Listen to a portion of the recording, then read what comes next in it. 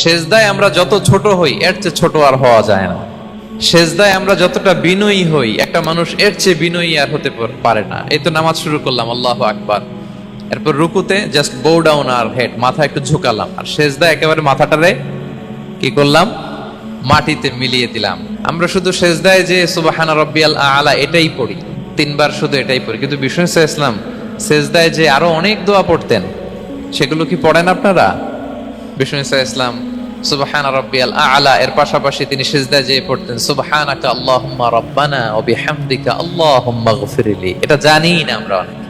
এছাড়াও বিষ্ণুই পড়তেন সুবহুন কুদ্দুসুন রব্বুল মালাইকাতি ওয়ার রূহ, সকল ফেরেশতাদের অধিপতি রব, সবচেয়ে বড় ফেরেশতা যার 600 পাখা, জিবরাইলের রব, সেই রবের প্রশংসা আমি করছি।